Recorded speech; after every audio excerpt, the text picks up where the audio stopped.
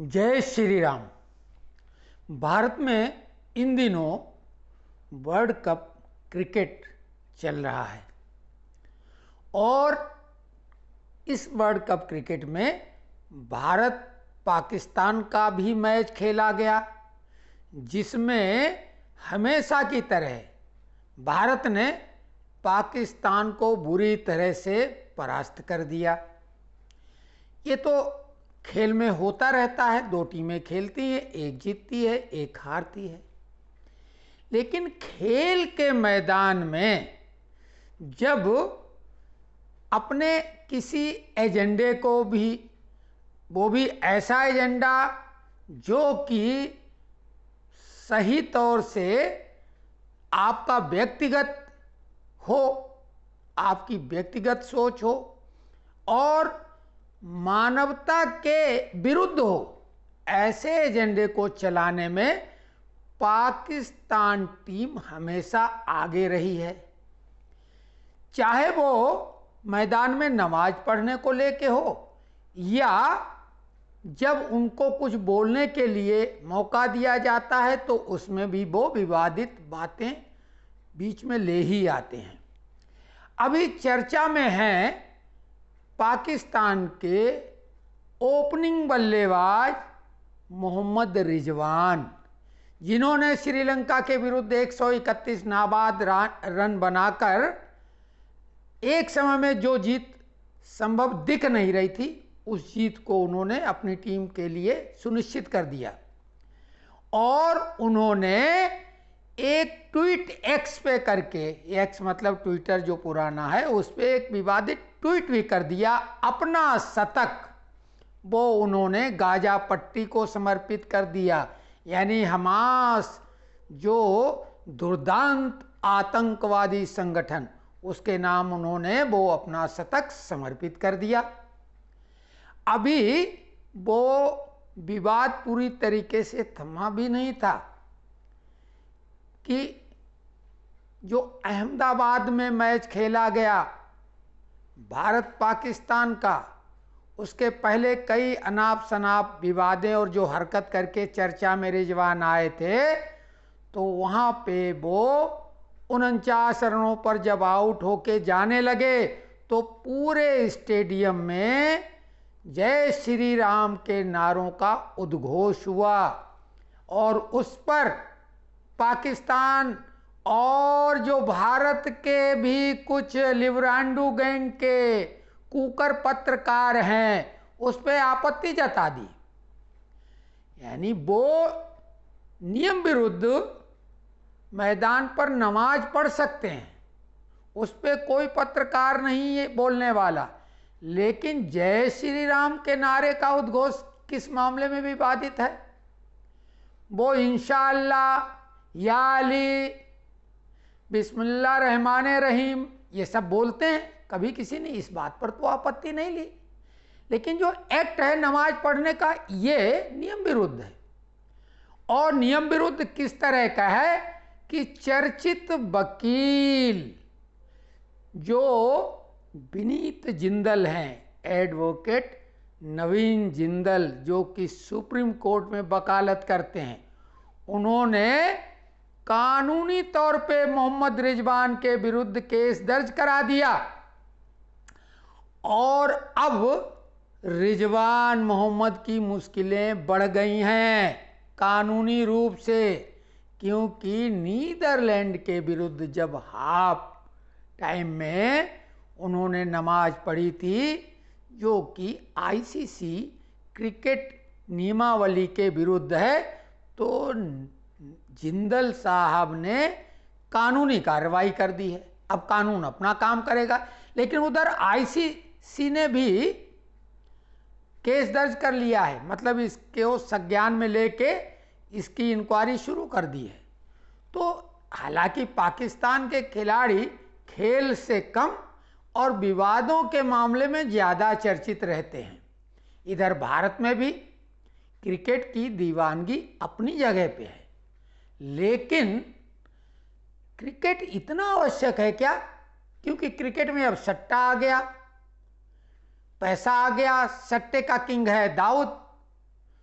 और दाऊद किस गैंग का है? यही आतंकवादी, ड्रग, इन गैंग का सरगना। तो क्रिकेट जो है वो देश विरोधी लोगों के हाथ में इसकी कमान ज्यादा है। इतना ज्यादा पैसा है इसमें।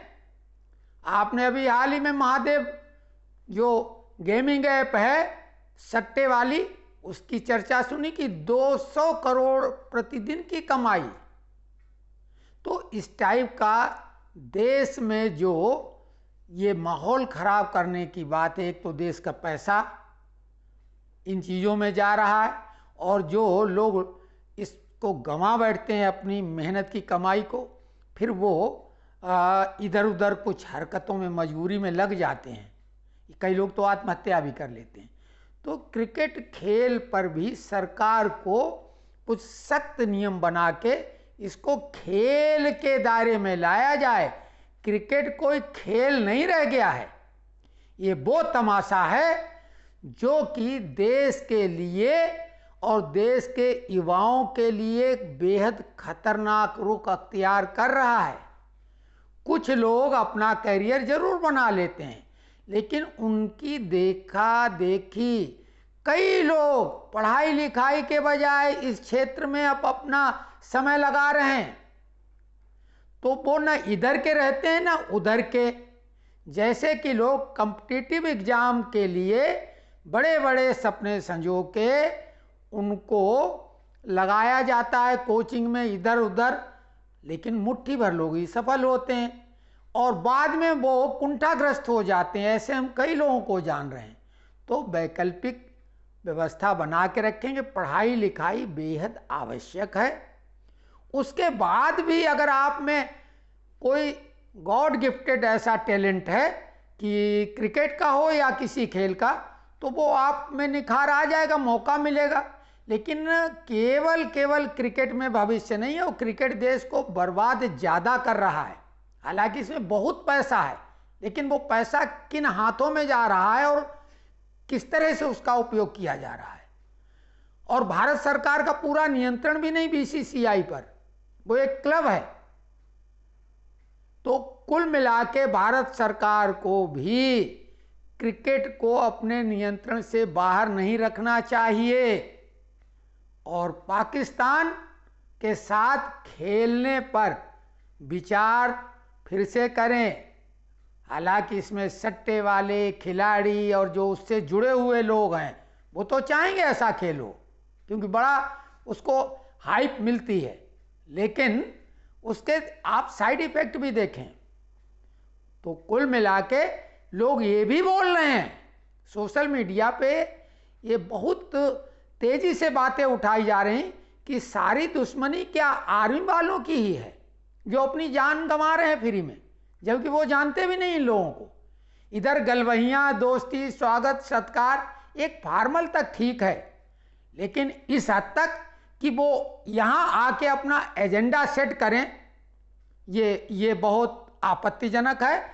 और इसमें हमारे विनीत जिंदल साहब को एक सैल्यूट बनता है कि उन्होंने एक सही कदम उठाया, लेकिन भारत सरकार को इस पे ध्यान देना चाहिए।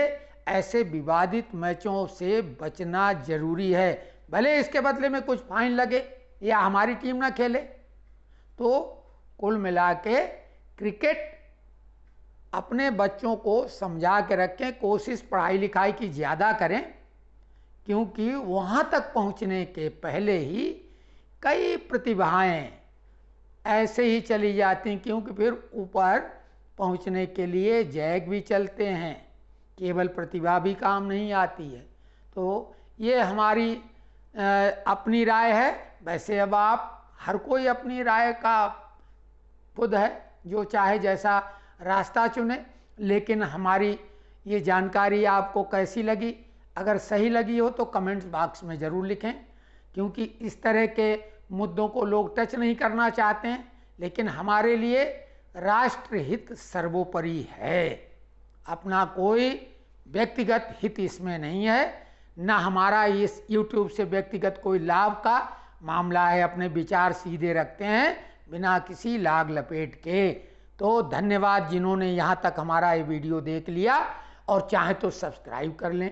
तो और विशेष आपकी हम यही बोलेंगे कि भाई कृपा ही होगी हमारे चतुर्थ स्तंभ पर। धन्यवाद।